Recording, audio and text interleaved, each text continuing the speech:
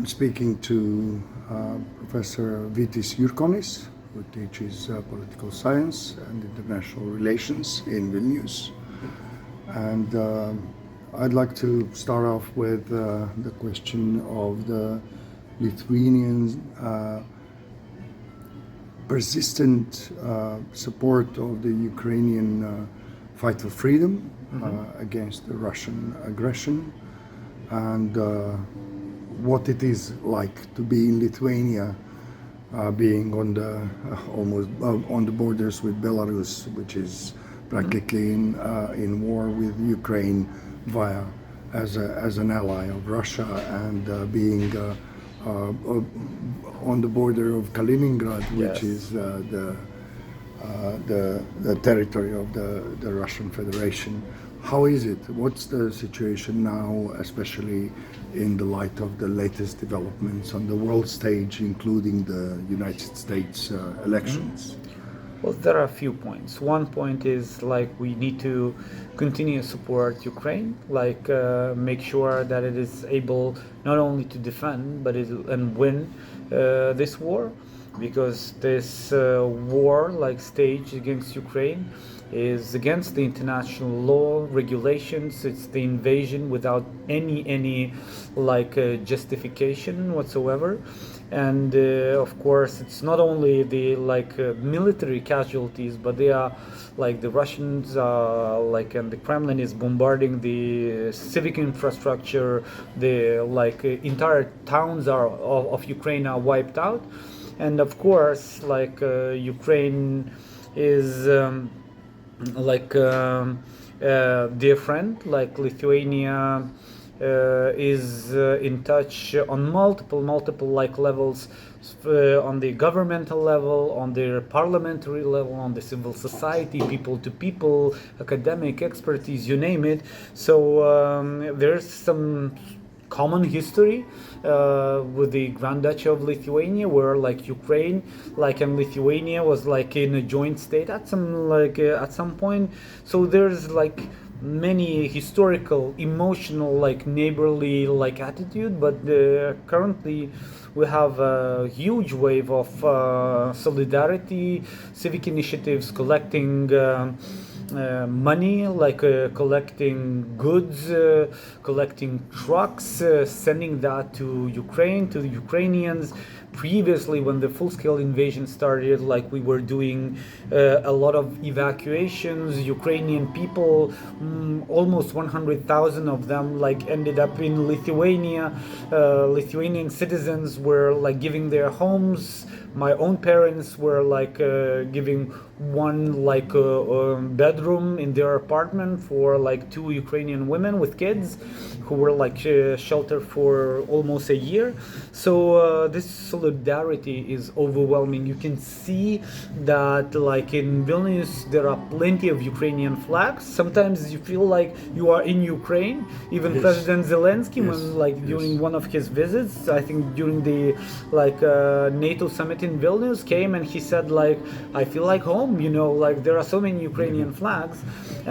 So this solidarity is overwhelming. But it's not only a thing of empathy, it's also a very serious thing, because Lithuania understands what it is to live nearby the aggressive neighbor, right? The nearby like Kremlin, Russia. We have, as you mentioned, Kaliningrad border, like which is heavily militarized.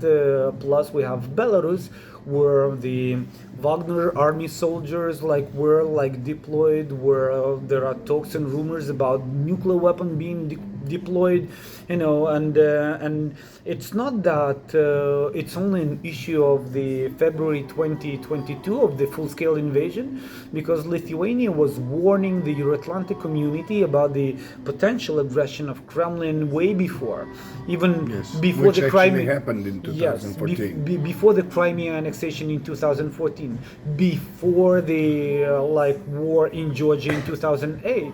Let's remember that in 2007 there was a story of the bronze soldier in Tallinn, where because of the removal of the Soviet monument, suddenly Estonia was hit by numbers of cyber attacks. There was some youth groups smashing the windows, doing riots and all of that, which is a hybrid attack. So in a way, the Green Men started not in Crimea, but back then in 2007. So Lithuania sometimes was called kind of, oh, they are too emotional, too sensitive regarding the Soviet past. But in fact, then when 2008 happened, there was a wake-up call for some countries. They said maybe Lithuanians and the Baltics have something to say on the matter. And then when the 2014 happened, they said yeah, I mean, maybe Kremlin is like a bad player. Maybe we shouldn't trust them that much. And when this unimaginable in their 21st century, full-scale invasion, bombardments on the peaceful society is happening, with millions of Ukrainians fleeing their homes. I think that was a wake-up call that we need to review the entire cooperation with the Russia. I mean, plus we also need to admit Lithuania was very often called accused by Kremlin as if, oh, you are russophobic, that kind of a propaganda thing for them. But one, Lithuania is not russophobic. First, because we are not afraid of Russia, we are respected Euro-Atlantic community member. That's one. We are proud of our history. We know what is to resist the Soviet occupation. I mean, we have that in our history, fighting back under very severe conditions. Number two, we are not Russophobic because we don't have anything against Russians. Our problem is Kremlin and Putin and this criminal regime, which is also not only bombarding Ukrainians, not only interfering into all sorts of domestic affairs, be it in the Balkans, be it in Europe, be it in United States, but also is oppressing its own population. A number of political prisoners, of some opposition people who were assassinated and killed eventually. Dozens of them. Including independent journalists. So this criminal regime is not accountable to its own people. It's actually punishing its own people. And and you've seen in the conference that you are attending that there are a number of Russian and Belarusian dissidents who found shelter in Lithuania, which only means that Lithuania has nothing against the Russian people or the Belarusian people, but we have and we a lot against the authoritarian regimes which are trying to create chaos in international institutions and generally in Europe. In the debates across Europe, including this forum, high-level forum of the future of democracy, hosted by the Minister of Foreign Affairs of Lithuania, we are seeing a lot of doubts and also a great deal of dilemma. What it is to be done in order to defend the democratic processes, the democracy across Europe and across the world. And it seems that there are too many assessments, but not so many solutions offered. And can we actually go back to the point when the Lithuanian government and the intellectual elite and the experts of Lithuania was warning the West, the Euro-Atlantic community, of the growing danger from the Kremlin? Yes. And the response was weak and meek and almost non-existent. Maybe we can find some ways to find solutions exactly in this moment when the Euro-Atlantic community decided to be asleep ahead of the growing danger, and maybe we could think of starting from there. Yeah. And what would be the solution? Okay, let's put it clear and short. What would be the solution for defeating the growing danger of the authoritarian regimes and the dictatorial militant regime of the Kremlin? Well, one, is the immediate thing which we need to support Ukraine. We understand that there are gross human rights violations. It's a war crime what is happening there. We see the population being raped and all of that. So, I mean, the question is so what the hell is the United Nations doing about that? I mean, which is should provide the security and all of that.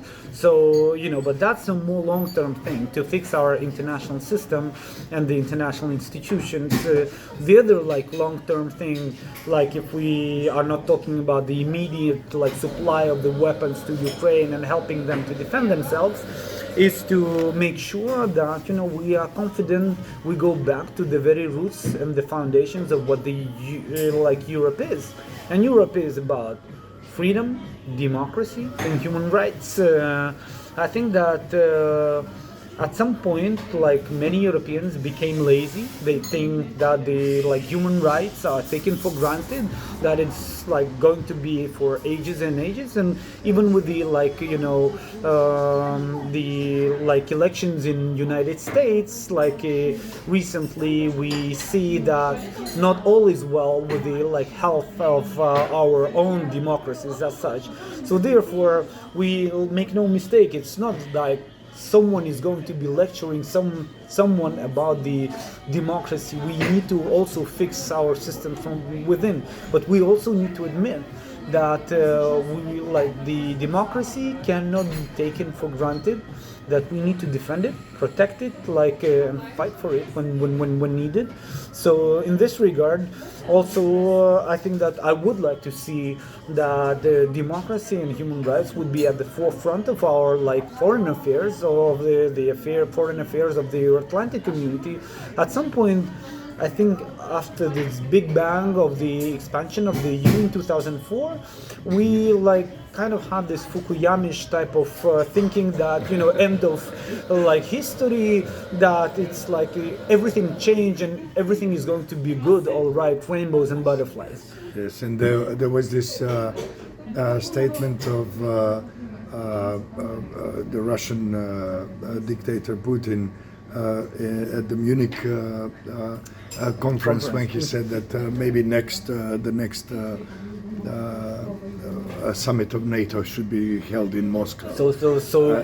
And you saw smiles and everything there. It was So there was some naivety, if you will.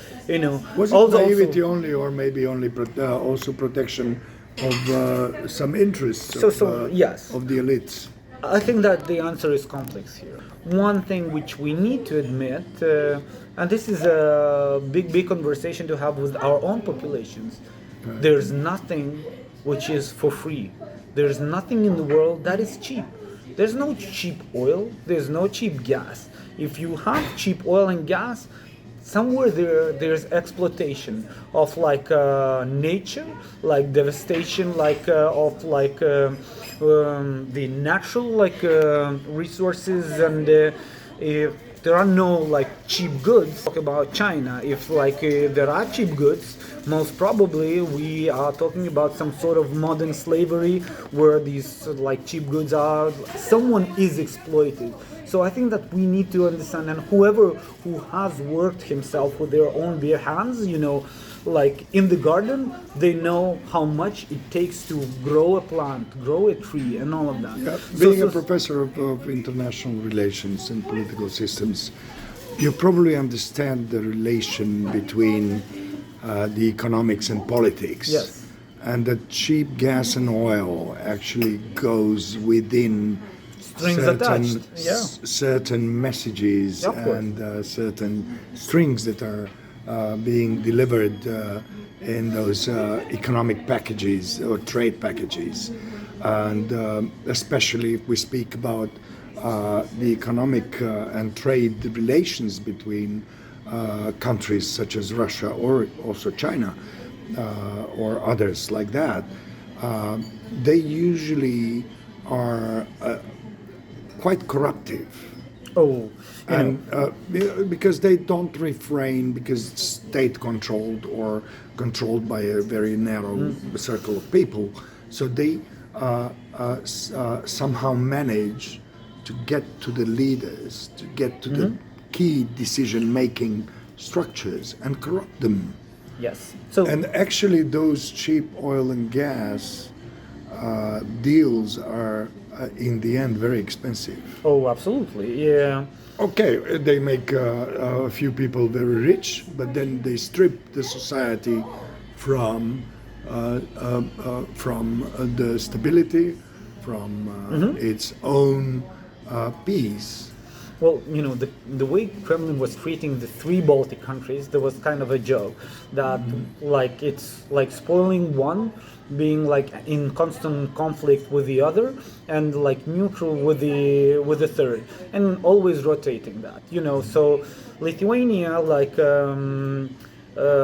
has set a goal like that we need to become like energy like independent from Russia, and that has been tough. I mean, Right. in the short term we paid a higher price, and there were always voices like why we can simply buy stuff which is cheaper, why we make Kremlin angry, like.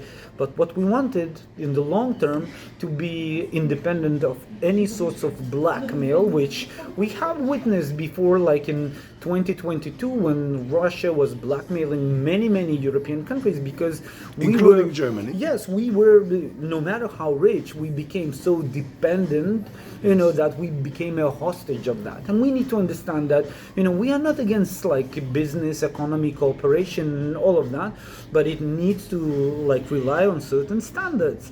It needs transparency and all of that. And my former boss used to say that, what is the biggest like export of Russia? It's not oil, it's not gas, it's corruption. So, this kleptocratic ties and all of that relying.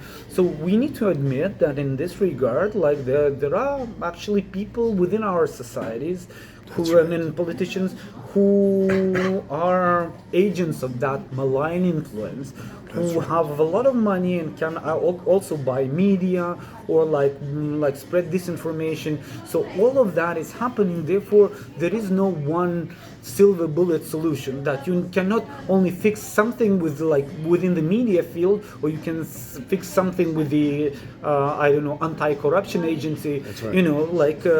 And at the same time, people are at this stage, why bother? This is like so difficult, this is so complex. I mean, we need to like say that democracy is about constant work, constant defense, constant engagement, and obviously, like you can be a bystander, like a free rider, but in fact, like the healthy democracies where you are not only talking about the rights, but also about the responsibilities, and that we need to engage. Therefore, we need active civil society. We need partnership between the government and civil society. We need watchdogs. We need investigative journalism to investigate the malpractices, and the government need to be not defensive but responsive to that kind of stuff. Otherwise, like we might be in a very very vulnerable position, because after all, no matter how Kremlin like is rich, no matter how much unaccounted money they have, they cannot buy them all. They usually rely on a very few people who have some power, and therefore, and democracy is not about one person, it's about the bottom-up like pressure. That's right. Therefore, even from the standpoint of the young democracy or transitional country, the solution like is to rely on people. Nothing that they are going to solve it because, and this is the tragedy of the very same neighboring country, which is Belarus. When Lukashenko was saying like the authoritarian leader like of Belarus was saying, I'm the guarantor of the sovereignty, of the independence and all of that. No, That's right. You are the problem, because then you are becoming like the entire country is becoming a hostage of your own personal like power grip, if you don't trust the society, if you don't trust the institutions. So And in the end of the day, Lukashenko goes to his office with armed with an AK-47, which tells a lot about how trustworthy this guy is. The bottom line is for us ourselves to answer: is democracy a good thing? I mean, is democracy a thing that we want to live there? If we want responsible, accountable governments? I mean, and it's not that like we are daydreaming, because as I've said, it requires a responsibility, and what Kremlin is trying to, and other autocrats are trying to pursue, that democracy is weak. Democracy is chaos, and they are seeding this chaos everywhere. Therefore, people sometimes are willing to have a strong hand, a strong politician, an authoritarian some sort of trend, because the power vertical makes fast decisions. But in a way, if we talk about the Euro-Atlantic community, the very fact that we need to come to an agreement between the 30 countries, we have a more sustainable solution. I mean, yes, we are impatient. We want very quick decisions, but but not necessarily these quick decisions are going to be sustainable. And that said, we also need to look to the other side. How do the autocrats or Kremlin is doing? And I think that they are not doing great. You know why? Because they are unable to create anything sustainable. What they can do is to mess around, but they cannot destroy. So it's like there's nothing positive. I mean, but then, look. Then we come to the very alarming question: how come the Russian economy has actually doubled after the sanctions of the European Union? So that means that the European Union and also the Euro-Atlantic community was not decisive enough to impose sanctions, but to stick to them. Well, first of all, Kremlin has adapted to some of they were here. The sanctions are working, but we need to broader, deepen, and make sure that there's no circumvention of sanctions, which is obviously, when you have 30 countries, is not easy. Also, if you block the way via Belarus or Central Asia, that there are going to be some things going through Emirates, through China, and all of that. So, and also we need to admit that imposing sanctions, we also are taking we are also losing something, because some of there are certain costs of imposing sanctions too. At the end of the day, I want to say two things where Kremlin has some advantage: unaccounted money and brutal force. That's what they have. And whenever we are spending, one penny, we need to account for the money. Kremlin, whenever we would, give the Moldova, the Moldovan government, say 100,000 euros for some sort of reform or civil society, Russia can easily double, triple that, because they are not accountable to they are stealing from their own people. So that's when it comes to, it's not that Kremlin is much more rich. They are much more unaccountable to their own people. That's one. The brutal force is that when you are not responsible to your own people, you can make really these stupid, insane decisions like the full-scale invasion to Ukraine. Because anyone in Brussels, in Paris, or Berlin, by saying we need to respond back, strike back, they understand the consequences of the of the war. They understand what is going to be the impact to its own population, and obviously responsible governments, therefore, and democratic governments are not prone to immediately go to war. So, I think that in the long run, though, of course, Ukraine is paying a big price. We see that this solidarity with Ukraine is there, that this weapon supply is happening, the financial support aid is coming, the willingness Lithuania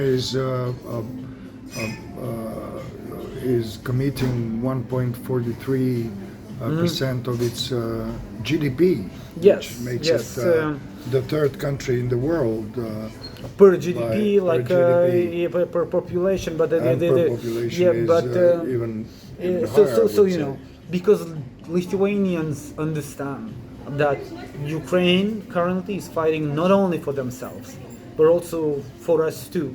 Because if Ukraine falls, then you know the Russians are going to go to the other country and maybe Baltic countries. So we feel it's not only a solidarity, it's also a vital interest of ours, and we understand that Ukrainians are fighting for us as well. And I will come. I will come to the last point here, also related to what you said before, that defending democracy means also defending Ukraine. Yes. So, what would victory for Ukraine mean? What would peace for Ukraine mean, according to you? Well, first of all, that all the Russian troops leave the territory of Ukraine. Obviously, Donbass, So Crimea. the peace formula, you would say. Well, yes, that is in the United Nations Charter. Like the territory should come back completely. Then reparations, because if you ruin the wiped out the entire cities, you need to restore that. And we have the frozen assets of Kremlin in Europe. These assets should go to restoring, rebuilding Ukraine. Obviously, we assume that is going to be an inevitable change in the very same Russia, because the people of Russia would understand and would pay a heavy price for this criminal offense against the Ukrainian people And against the international law. as well. So free and fair elections, democratic governance. I mean, this is going to take years and years of change, but the immediate thing is to make sure that there are no Russian troops on the Ukrainian soil, that the international community is protecting Ukraine, is helping to restore Ukraine, and that all the Ukrainian people who were forced to flee are able to come back safely to their home and build new, reformed, transparent, with Ukraine with the European path. You're certainly aware of the voices in the Euro-Atlantic community that are speaking about freezing the conflict Yes. as part of the path to the peace, which would mean that freezing the conflict would mean also practically ceding part of Ukraine Yes. to Russia. What would you say that? Why is this so? And what would you tell them if you were able to deliver a message to these voices, to the carriers of these voices? I think that there's a lack of determination, and also some level of cowardness, because it's a no-brainer. I mean, the UN Charter, international norms are saying that there shouldn't be any foreign troops on their it's a violation of the national sovereignty and borders.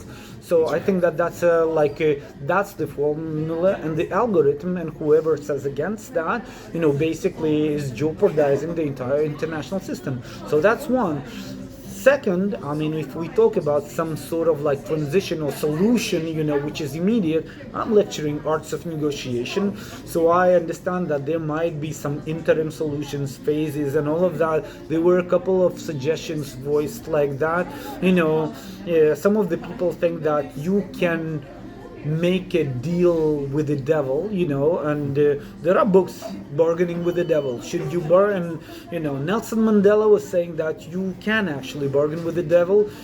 Winston Churchill said you cannot bargain. So, these are the two extremes. I think that the truth is somewhere in the middle, but at the end of the day, the ultimate goal is, no matter how much it will take, be it 2 years, 5 years, or 10, Ukraine should be whole and free, with peninsula of Crimea, like being able to like control their borders, being able to protect their land, being able to rebuild their cities like Mariupol, which were wiped out from the Yes, that's right. from ground. Thank you very much for this conversation, Professor Jurkonis. Thank you. We'll stay in touch.